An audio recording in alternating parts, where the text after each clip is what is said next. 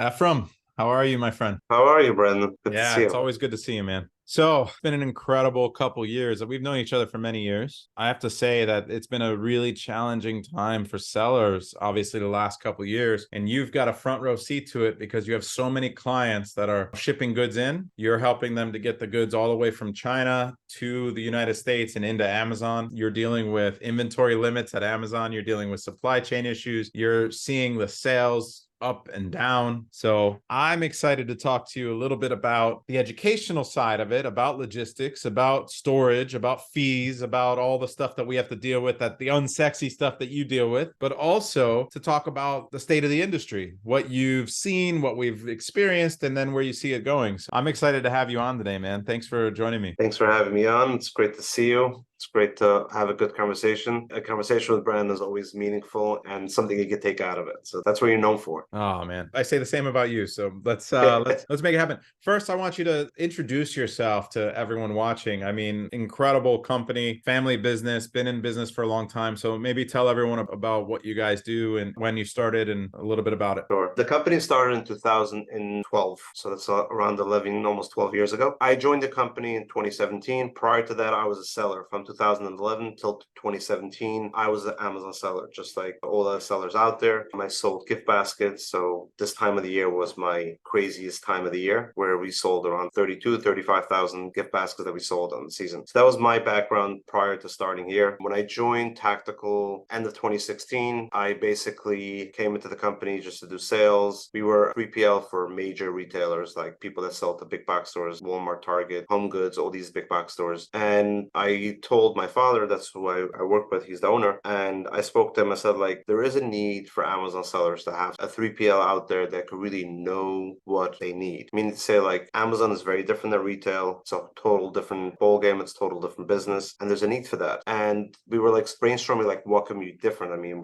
there's thousands of 3PLs out there. What makes us different? So we came up then. We became a licensed freight forwarder. We became a licensed trucking broker in 2018, and from there we just started offering like an end-to-end service for Amazon sellers, where we import their product, we take it directly into Amazon if needed, or we warehouse it for them, and then we drip feed into Amazon. That's basically what we have done in the last couple of years. Thank God, we're doing pretty good. A lot of 3PLs don't want to take, I mean, majority of Amazon sellers are medium-sized companies or smaller-sized companies. They're not these huge, large corporations. And a lot of 3PLs just look for the big boys. They don't want to deal with the small kids. What we came up with the service and the process and everything is like we can handle any seller, a medium-sized company, a smaller-sized company, sometimes even a startup. Like I could just coach them and guide them through what they need, how we could help them if they need our services yet, or maybe they don't need it yet, they'll need it soon. So I love that community and that community conversations, and you're part of it. I'm part of it for years. It's just an amazing. It's my second family. So I love it. I enjoy it. It's a community where everybody is there to help each other out, and that's what we're here for. We're here. Obviously, we all want to make money, but we always want to feel like, hey, I'm doing something good, and doing something good is helping other people out. And the Amazon community, the e-com community, is what those people are all about. People are here to help each other out. Yeah, and I think that what's amazing is what you said. First of all, it was good timing because I think in 2016, as retail was starting to fall off, FBA e-commerce was really starting to grow. And so the dangers of retailers shutting down, that business starting to shrink a little bit, and then you picking up on FBA is in good timing because it really can be a catalyst for growth for you. I'm sure over the last 6 years, it's been what's allowed you to really scale. How many warehouses do you have and how much square footage are you up to? We're almost 1 million square foot in 3 different locations. So we have two in California, one here where I'm based out of New Jersey. We're a little bit shy of 1 million. So we That's call it a amazing. million, but it's a little shy. Yeah. So, I mean, you're a big company with a lot of square footage. West Coast is obviously beneficial to bring in a lot of goods. East Coast can be beneficial for other goods. And what I've seen is like your rates on the West Coast are like East Coast rates, which is crazy because everyone charges extra to be on the West Coast. Your rates are incredible. But the other part about that is that you decided that you knew logistics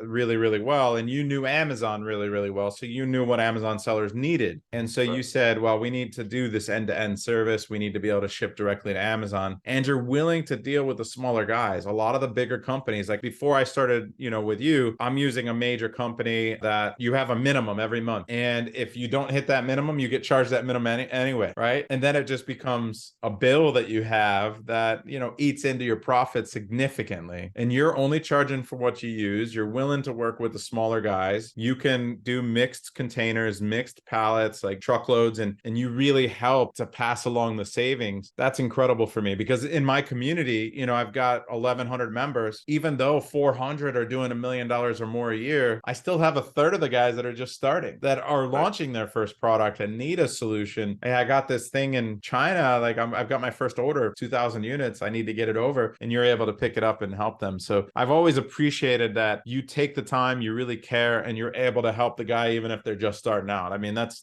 rare in the business world. Right. And also like what my main focus was always is profitability. Because when I was a seller, all we focused on was profitability, right? A lot of sellers back in the days were like, oh, I'm just doing sales, selling product, my ranking is amazing. But like we all, in the last 3 years, we all transitioned this from having sales means zero. You got to make money, right? You got to be profitable, make money. And the process, how we set up our price structure was, yeah, you pay for play, basically. Whatever you use us, that's what you're going to pay. If you don't use us, you don't pay. You don't pay a solution fee. You don't pay a service fee. You don't pay a minimum fee or like a WMS fee. Some companies charge those fees. And all those hidden fees really, really creep up. I definitely saw that. I could tell you, I got a bill one time, and like the line items of fees was crazy. Exactly. So we broke it down, I think, to 4 or 5 different charges, and that's all you're gonna pay. And that's really what gives you that jump start, is like, hey, I know my 3PL cost is this, I know my imports cost is this, and I know what my Amazon fees are. So you can really very quickly know, is this product profitable for me? Is it not profitable? How long do I need to keep it in Amazon? How long do I have to keep it in a 3PL? How much could I afford? So that was my goal, because when I was a seller, like you said, like I got a bill with 15 different line items. Go figure, like, how do I figure out what it costs me per unit? And it was really hard to figure that out. Oh, it's really hard. Let's switch it up a little bit on the education side, because I know that a lot of sellers watching, like maybe if they even know a little bit about logistics, there's so much to learn. The learning curve is incredible. So let's walk through the main processes. Like you place your order, you bring it over, like maybe walk us through from ordering to Amazon with the route through your, bouncing it off of you or directly in. Let's go through those two routes. And then after we walk through those routes, let's talk about some of the typical mistakes you see people making. So the most typical route are basically you place your order with the supplier. Let's say your supplier gives you 4 to 6 weeks lead time when they will have the product ready. Around 2 weeks before the product is ready, I usually tell the customer, hey, just reach out to our office in China or wherever you have your product. And usually most of our bookings get handled in China, even though for other countries. Reach out 2 weeks in advance, we'll get it booked. And once we get it booked, if it's coming directly to our warehouse, you get it booked, it goes on the vessel. Like around 7 days before it arrives, we ask for commercial invoice and packing list if we don't have it yet. Usually we get it from the supplier. We clear customs, pick it up from the port, bring it to our warehouse. Usually you'll get notified by us when it's being delivered, so you know when to expect it to be received in our warehouse. Once that's done, you have 2 options. You could cross-dock product right away into Amazon, or you could put it into inventory and drip feed later. You could do both. You could do part, like 50% this, 50%, like a lot of sellers will do like 20% cross stock that goes in right away. The rest goes into inventory and the drip feed in. That's the most common way of efficient sellers do that. The second way is, if you're, again, we'll go into the issues that people could have, is getting it the same process, getting a book, bringing it overseas, and then you go directly into Amazon. With that said, I recommend everyone, whoever uses us or uses someone else, we tell them like, hey, we need the FBA ID and that information right when it leaves China. So we don't have to scramble when it arrives. Hey, Amazon has no available appointments for another 2 weeks or a week, and then you start scrambling. Hey, what do? I'm running out of stock. I'm already out of stock. So that's how we do it. We try to book it when it leaves, book the appointment. When it arrives, usually within 2-3 days, we get it delivered. So that's the second way how to get it done. So you can nail that appointment. You can based on like when the ship is sailing, you've pretty much nailed. You've done it a million times. You know when it needs to get to Amazon, so you can book that appointment at that time. Correct. Yeah. Okay. Yeah. Right now, there's not really much congestion, so there's very little Which place is incredible. That's for very an error. different than last year, Right. right? Yeah, very You and different. I had a very interesting conversation going last year where Amazon had all of these brokers who were buying up all the appointments and then flipping them and selling them. Right. And then I got interviewed for an article about it, and I was talking to you about it. And I think you got interviewed about it, but we made a big stink about it because as sellers, it was screwing us. Right. And it And came we were to being extorted to get an appointment. right. And there But was one Amazon of put the an end to that somehow, right? yeah, they put an end to it. Thank God. I mean, this season so far was worked like a charm. But yeah, it came to a point where someone from that works for Amazon, you know him, I know him, reached out to me and said, like, I'm pissed off. Like, you're putting so much bad PR on Amazon. Like, what's going on? I'm telling you, I need proof. So I got connected to the main person in Amazon that handles these accounts, these appointment accounts, and all that. And we had a great conversation. And then I think the next month they started closing. They closed over 10,000 accounts, and they put like a serious performance on us as truckers. So you have to show up on time. You can't change an appointment within 72 hours. You can't put wrong stuff on the wrong truck, and you can get shut down like that.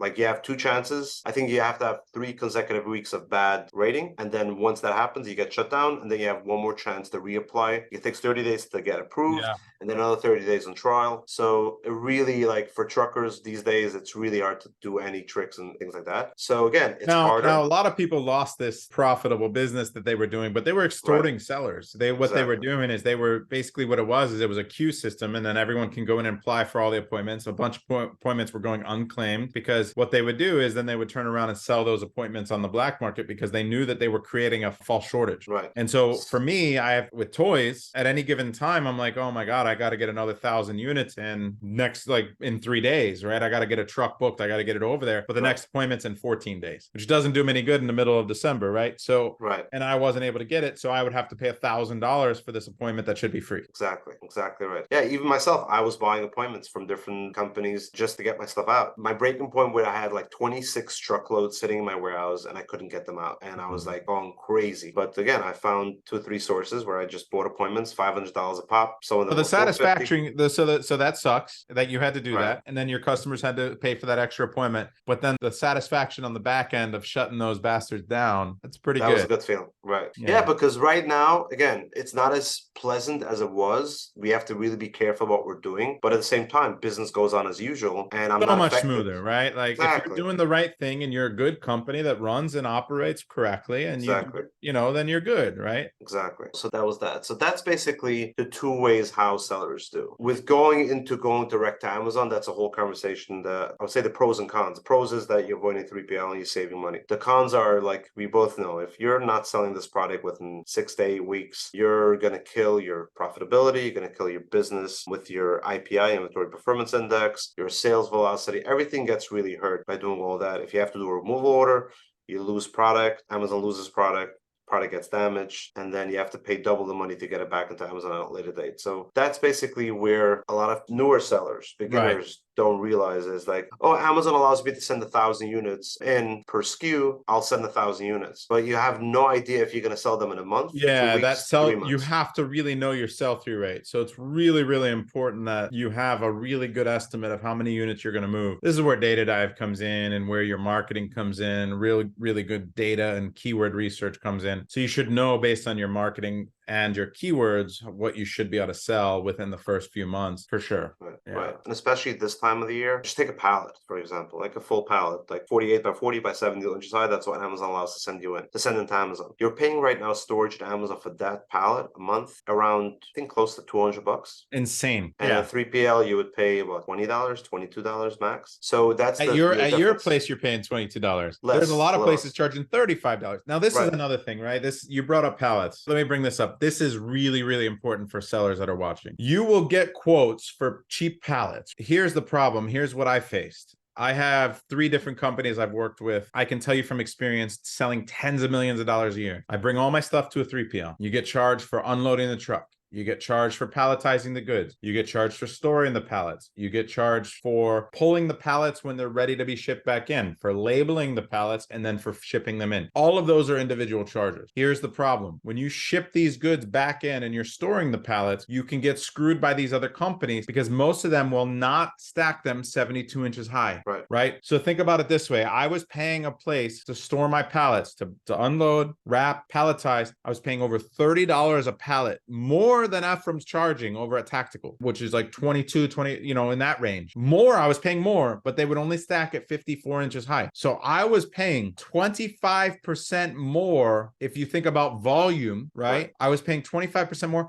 and I was paying more per pallet anyway. So I was already paying a third more for the extra $10 that they were charging me per pallet, and I was paying 25% more because there were more pallets. So I was paying for more spots. And then when I went to go ship it in, I could fit less on a truck, because on a truck, you can only fit 28, 26 or 30, depending if you load 26 to 30, stuff. depending on how you get it in there. 26 to 30 pallets on a full truckload. So now when I ship in a full truckload, I can only call it 28 pallets. But that's 28 pallets at 54 inches. I'm losing 25% of my shipment in also. So now every 4 trucks, I have to buy an extra truck, an extra $1,000. So think about how many thousands and thousands and thousands of dollars I'm losing every month on storage, every 4th truckload, and all the extra spaces. And I'm paying extra per month. This is what you can face. And it's just small little things like that, details like that you don't realize, that someone like Tactical that understands Amazon, optimizes your pallet size, charges you less, helps you optimize your flow into Amazon so you don't even have to bounce it off that 3PL for that unloading, the palletizing, that blah, blah, blah, blah, blah, can help you from China all the way to Amazon. I can't express enough like how much you save by using a company like Tactical that understands your business model more than just a 3PL that's just a 3PL. Like, I'm not here to sell their service. I work with them or anything like that. I am here to sell it because it's actually great.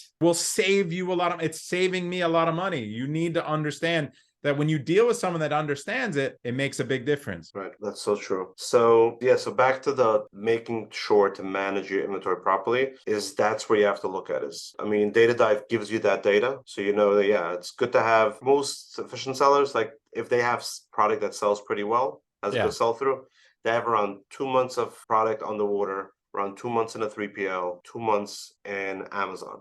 And what that does basically is, let's say if your competition runs out of stock, his listing gets shut down, anything happens, if from one day to the next you doubled your sales, you're safe that, I'm selling much more, but I have enough product coming in to be able to fulfill those orders. Automatically, I could go now to my supplier, create another PO, and it will still arrive here when I'm still not out of stock yet. Right. So that's basically what I'm trying to teach always sellers, is try to have the rhythm based on your sales. Don't overload Amazon. Don't overload a 3PL either. Have something in between where you really plan that right. How much you bring in, how much you're selling. Don't work on predictions or gambling, because Amazon is not a gamble game anymore. It used to be back in the days. You can't do just-in-time inventory. You're going to screw yourself, because if you run out of stock, you kill your listing, you kill your velocity. I can tell you, I've seen it 1,000 times, not just dozens of times with my own products, but with many of my students, where things went better than expected. It's going great. Now you are out of stock for 4 to 6 weeks, and then you get your inventory back and it doesn't recover, right? Because the ranking algorithm will take into consideration your performance. And when your performance is out of stock, your performance is 0. Right. So you have averages of performance happening, and it's 0, 0, 0, 0 being averaged in, kills your average, right? So you have to make sure you stay in stock. It's really, really important. Right. And let's talk about multi-channel, because I think that the trend right now with Walmart and with D2C, with whatever, TikTok and Buy with Prime and all these things that are out there, a lot of people are looking at other channels. And you have not just other Amazon channels, because you have North America and you have other things, but I'm talking about like these other marketplaces. What do you do for sellers there? That's where a good 3PL can come in, because, from you, they can bounce it anywhere they need. But how do you deal with that? What's your typical experience? And what are your tips? Give us some tips there too. Right. So my main tip is, a lot of sellers don't realize that. And sometimes I tell them, I explain to them, sometimes they understand, sometimes not. Warehouse that's D2C, like Shopify, all these type of TikTok shop, all these options are not the same setup as a bulk warehouse like what I do. They're total different warehouse. These are bins, these are lower ceilings. I'll explain that. So because those types of warehouses, they have to take a pallet, break it down, take a carton, put it into a bin, open it, into the Exactly. bin. So you have 24 pieces in a case. They open it up, they put it into a bin, a pick bin. And then when an order comes in, they have to run by and then grab it, put it in a box, right? That takes a lot of square footage. It's expensive. They have to have people that are very efficient and routes and all this stuff. You don't want to deal with any of that. Right. So when very often the seller comes to me like, hey, I have B2C, it's like 10% of my business, then I have 90% Amazon or 80% Amazon, 20%. And it's like they need a solution for that. And they want to have it under one roof. And I always explain them like it's a total different business. So, and a lot of people don't realize that. But we are actually launching our own D2C option the beginning of next year, sometimes end of January, beginning of February. We'll start like on a slow pace and then we'll build it up. But yeah, it's completely a different business, completely different process. You're not going to have bins on the fifth shelf on top going to pick orders, right? It all Right. has to be on a walking level where a person can actually Yeah. access it. So, So the two options that I like, right? The reason I love Walmart and why I'm going to start really pushing Walmart a lot is because they have their own fulfillment service similar to Amazon. right. So bouncing it off of a 3PL or sending it directly to their warehouse the same way. And I don't have to worry about the individual one-off orders. Because to me, Right. I was doing that with Fair when I was doing some B2B. Wholesale, right? Wholesale. And it's wholesale through fair.com. To me, it did not make any sense. The margin was not there for me to be able to say, you know what, I've got a $250 minimum order. And I had small mom and pop shops that would be like, let me get 3 of that, 5 of that, 7 of that, right? And then I got my $250. Let me see how it goes. And by the time I looked at it, I was like, man, everything that I'm making on that is disappearing in the pick and pack, the fulfillment, the time my team would have to take to make sure I had enough inventory there, the customer service of that channel, of that one little shop that's buying $1,000 a quarter, right? Like, what am I doing here? Like, what am I trying to move $30 million or $50 million through Walmart and Amazon? Or am I trying to move $1 million to 1,000 shops, right? And I realized like that's not a lever that's worth pulling for me in my business. And I even spent hundreds of thousands of dollars on staffing, on marketing materials, on going to Astra, like to a show to set up to meet these little shops, to, you know, to get the right staffing. Like I had a sales guy for retail, and I was really thinking that retail would be a lever I want to pull. And I redid all my packaging for retail, which is good. I ended up like uniformity and packaging is important, branding's important. I don't want to downplay that. But at the end of the day, like you want to have efficient packaging, e-commerce packaging. You don't want to have like window on your box, you know, shipping a lot of empty air packaging, right? Like those days are gone. You know, I want to get as many on a pallet and as many in a container and lower my FBA fees as much as possible. I want to be as efficient as possible. And I think consumers are conditioned to that now. Like when they order on Amazon and their toy comes in a box this big instead of this big, they're okay with it now. A few years ago, they would be like, man, this looks like a cheap toy because the box is smaller, right? They would think to themselves, I go to Walmart and the box is this big. It's like, and they got it like pinned and it's all this empty air and it doesn't matter, like, you know, zip tied in there. And now they get the little box and they realize I'm throwing the box out anyway. It doesn't matter. I still get the same or better quality toy. Yeah, exactly. So I went through all this. It was a big distraction. I hated it. At the end of the year, I realized I was like, what are we doing? Like, you know, you lay out the value levers in your business and you look at the levers that you're going to pull to grow your business and grow the value of your business. And what are you going to do this quarter over the course of the year? And that lever was the wrong lever to pull. We wasted over a year on it. So I agree. But why I love Walmart is because it's the same e-commerce packaging. It's the same bulk shipping. And then it's another marketplace that I can send to a warehouse that they handle the fulfillment for me. So I love exactly the same process as FBA. It's exactly the same process. And this is why our friend Lisa over at Buy with Prime at Amazon, right? Like Amazon created this whole new market, like this whole new team to create a program called Buy with Prime. So on your website, if you have D2C, people can click Buy with Prime and Amazon fulfills it from the inventory that Ephraim is sending in to Amazon's warehouse. It ships from Amazon at a discount for the FBA fees. It's nice. They're offering all these promotions. But now they just did a partnership with Facebook. I'm very excited about that too, because now I feel like, okay, D2C, even though toys haven't been traditionally good, I feel like I'm creating some higher end toys. I'm doing some more sporting equipment. I got a new brand I'm doing, and I'm starting to really think that maybe Buy with Prime is the way to go, but it's going to ship from Amazon.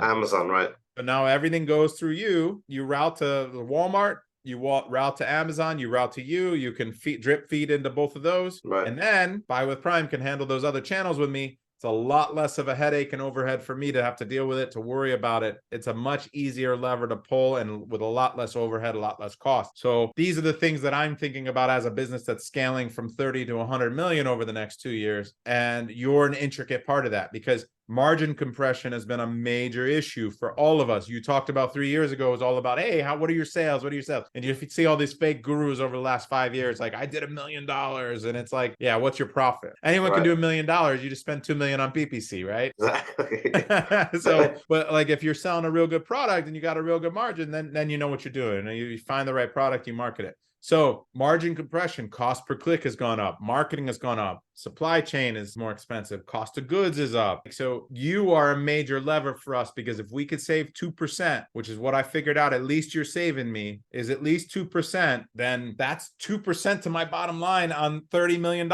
You know, that's a lot of money. 100%. I owe you a lot of coffees. That saved me $600,000. It's worth every dime, right? So I love your company for that reason. And that's one of the reasons I'm doing this call, because like I said, I'm not here just to promote you. I'm here because it legitimately is helping my business, and it can help every one of my sellers that follow me. Right, exactly. I mean, that's what I love doing. I just like to help and then try to figure out the best way possible. And if somebody has an issue, have a conversation. Let's see what makes the most sense. Put the cards out on the table, see what makes the most sense, what's the most efficient, what's the cheapest way possible to save money. And that's what we'll do. Yeah. So and it's a big part of the levers, right? We talk about value levers. I remember early on, I focused on Instagram. My wife, Jennifer, was really, really like, we need an Instagram. And I'm like, why? And I was like, why do we need an Instagram? She's like, oh, content, branding, blah, blah, blah. I said, that's not going to give us any sales. I said, what is that? And I said, all right, well, whatever, let's try it. So we hired an Instagram manager. We started doing all this extra content. We started posting regularly. We built up thousands of followers for our brand. We even did giveaways with influencers and like to post on their Instagram. I probably had less than 100 sales over the course of a year. And I'm like that we could track to that. And I'm thinking to myself, like, what did we just do? Because when you post on Instagram, it disappears. Like, it's gone within a couple days. So this is what I want. I want sellers to understand what you're focusing on and what the outcome is. You have an input and an output. You're inputting your time, your capital. What is the output of that? And then understand what are the levers you can pull. And supply chain is the number one way you can immediately add value to the bottom line, is by making sure that that's efficient. And this is what you're an expert at. So let's get some more tips for the guys. What are the biggest mistakes you see people make? The biggest mistake is like I said before, like the sending everything in time, like just dumping everything on Amazon. What other mistakes I see people doing is sometimes, not always, I mean, by now, a lot of people know about that, is when they choose, if you're running out of stock pretty quickly and you just, hey, Amazon partner carriers are going to charge me $250 for, let's say, shipping 14 pallets into Amazon. And then I would charge, or other guy that would do direct live unloads to Amazon would charge you $550, right? So yeah, you're talking about $300 savings, a lot of money. But if you know that you have no guaranteed date when that actually will check in and be received at Amazon, you're just shooting yourself in the head. Like, you're going to be running out of stock because you're saving $300. But at the same time, if you use a carrier where it's not Amazon, and then they're forced to do live unloads because you're not allowed to drop your assets in Amazon's yard legally. Yeah. So, and that means the check sent and gets received right away. So I've seen a lot of times people make that mistake. Let me explain the way that works for sellers, because this is a situation that people run into. So I'll play out the scenario that you're talking about. Use an Amazon carrier. What that means is that they're going to take your stuff. They're going to let the truck just sit there sometimes for weeks. And then they'll unload the truck, and then they'll move your stuff to another section of the warehouse where they'll wait before they check it in. So I've seen 2-3 weeks where your stuff arrives at the warehouse, but it's not checked in. And that's different than moving it around from warehouse to warehouse. Like, extra transfers. So what happens sometimes is you have 1,000 units arrive and like 50 are available. 950 are an FC transfer, so fulfillment center transfer. What they're doing is they're putting stuff on trucks all around the country, and they're going to drop it off at a bunch of their fulfillment centers, because when someone orders it, they want it a day later. It gets next to them, and then that helps with ranking. It helps with everything. So you want to send enough inventory so it gets dispersed, widely, so that you get better ranks everywhere around the country. Like, that's another tip. But what ends up happening is, if you send a truckload from a third party, like a full truckload, FTL they call it, you will get immediately checked in, because what happens is you have a third party carrier like Ephraim's truck arrive, that truck needs to leave. That container needs, like, that whole truck needs to leave. So they have to take the whole thing in and receive it immediately. And you'll see that your stuff will start getting checked in right away. As soon as that truck, the same day, you'll see your stuff starting to hit hit your inventory level. So Right. you're talking about the difference between 2, 3, 4 weeks sometimes. I've seen longer, but 2, 3, 4 weeks on average, and same day. And so if you're running low on inventory, that extra couple $100 that you would be saving is not worth it at all, ever. Right? Like, that's the difference. And the fact that you're still getting $550 for a full truckload is insane. Like, that's still a really great rate. Right. Yeah. I mean, trucking is not that expensive. There's capacity out there, but the point is where people sometimes make that silly mistake where they're money driven, but money driven without really thinking about the consequences that you're actually going to run out of stock. Well, a lot of people don't know that Amazon's going to take 3 weeks to check their stuff in, that too, as well. right? Like, so that's a really good call out. That was a really great tip. That's something that most people just don't know, and you don't know what you don't know. The whole purpose of learning from people that have had those mistakes is that you don't make those mistakes. Right. So this is why, like, I'm asking you, like, what are the mistakes people make so that everyone watching can be like, all right, if I have a month of inventory and I can afford to let myself sit there, then maybe you could save that couple $100, use the partner carrier or whatever. But otherwise, typically you're drip feeding in. You want to have a partial truckload or full truckload. And that's another benefit of you is like you're going to send it FTL, get it checked in immediately, but you can split the truck up. Right. You can have several of your clients on one truck. Correct. Another thing added on top of that, where I saw, especially with the aggregators, that I saw it like big time back a year and a half, 2 years ago, is where they just send like literally like 15, 20 like truckloads of product with UPS labels. They spend like an insane amount of money because in their data, it shows them like if they're going to use UPS, it will get delivered tomorrow. So in their head, they think this is the fastest way possible. But they didn't even know an FTL was literally like same speed. The same speed, and or it's even like faster. I've seen UPS. I've seen UPS wait to get checked in too. Right. And a fraction of the cost. Yeah, UPS is like close. So that's like the second one, but that's like less common. Think about today. how many cartons are you got 28 pallets, each with at least 20 pallets, right? So you've got 560 cartons on a truckload and you're paying $550, right? So you're paying $1 a carton. If you do UPS, you're paying at least $10 to 15 times more. Even on the low side, you pay $4 or $5 a box minimum. Minimum. minimum. Yeah, I haven't seen rates like that in a long time. Yeah, but that's the cheapest. So yeah, that would be my other. Those are the most common ones that I see. It's like. But what's amazing is like you study the supply chain from China, because even trucking within China is cheap. Like to get from any factory to the port is super cheap usually, but that's a cost a lot of people don't think about. Right. Then port to port, port to warehouse. So understanding every single piece of that, and then once it arrives at the warehouse, how to make that as efficient as possible. And helping them split it up and say, this is going to be the most efficient way. You send this percentage to Amazon, this percentage to us. Right. We'll storing it 72 inches high. Just figuring out how to incrementally improve the supply chain. The fact that you were a seller, the fact that you understand sellers, you have all these sellers that are working with you, that you have so much volume. So you always have supply of trucks, supply of boats, supply of, appointments. All of that makes a difference. I can't express it enough. Thank you. Definitely. What else? You got to give us some more tips, like not even mistakes, but like other things that you think people can do to improve that they might not have visibility on. I would tell people is like, it's now coming up, we're talking now in the beginning of January. It's basically whatever you're paying right now. Just take your statements while you paid in the 3PL. Or if you have your own warehouse and you're sick and tired of it, your lease is running up and you really want to like do something better. You want to figure out your logistics. Take your sheet. What was your rent? What was your overhead? What was your labor and cost? Take that all into consideration. Take a sheet, put it together and see how much is it costing me to run my own operations, or how much does it cost me at this 3PL, and then just do like a test and just check like, hey, how much do I charge? You can check others out there, how much they charge, and see where can I bring down my cost, my logistics cost at 5%, 10%, 2%, whatever the number is for you. Try to do that. I think what a lot of people is like don't realize is because they don't know how to read that invoice properly. Right.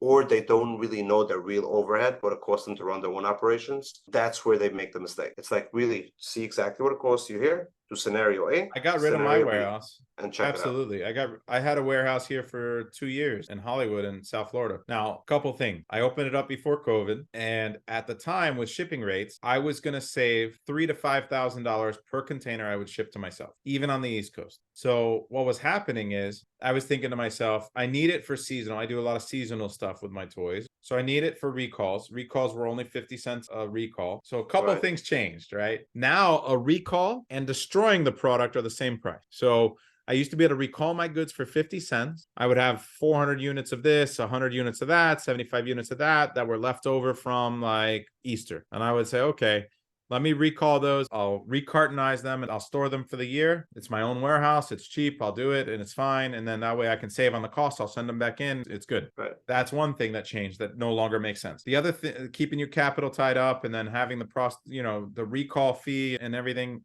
doesn't make any sense anymore. The other thing that changed was the shipping during COVID went through the roof. $20,000 a container, even more to the East Coast. Whatever savings I had was eliminated. I was 2 weeks away from signing a lease for a space that was 10 times bigger in Doral here in South Miami that where I was going to send most of my containers to the East Coast instead of the West Coast. And then with COVID hitting, I held off. And then I held my warehouse for a year and I realized I was wasting so much money even by just having it that I closed it and I don't have a warehouse anymore. So I'm operating a business that's doing over 30 million top line without my own warehouse. And I don't need it. What I do is I donate all my return. All my toys go straight to a not-for-profit that help needy families. They QC all my returns. I get a write-off for every return, even if it's damaged, broken, whatever, but I don't have to touch it. I don't have to see it. I don't have to do anything.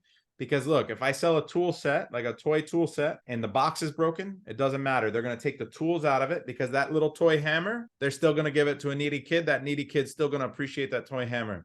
But what I would have to do is that toy that would be broken, I would throw it in a dumpster and I wouldn't be able to write it off. Right. So I get a better benefit. I'm helping more families and more poor kids. We helped over 6,000 families last year and over 10,000 families this year. That's amazing. Yeah, we do offer sort of the same service as well. It's like we have a couple of schools where we're connected in our area where we're based out in California. And anyone that asks us to dispose the goods, we first show that like one of the people at the school comes over like once a month and see if they want it. If they want it, they take it. If not, what we do is like we do duffel bags every year at our Christmas party.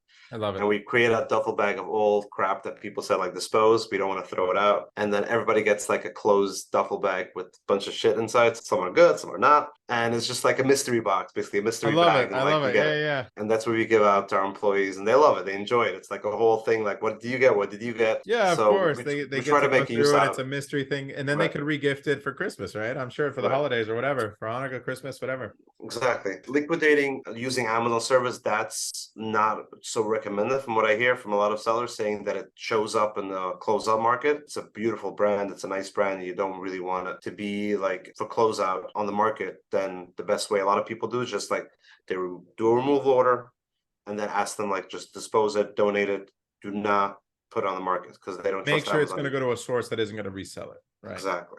Yeah, Exactly. because it'll dilute the brand, it dilutes your sales, and it hits you twice instead of that one hit. Yeah. Exactly. So that's another good tip there. I really appreciate you. You know, you're in the space. You clearly are out there helping people. And it's not just because it's your business, but you really care. You understand what we go through as sellers, the pain that we go through.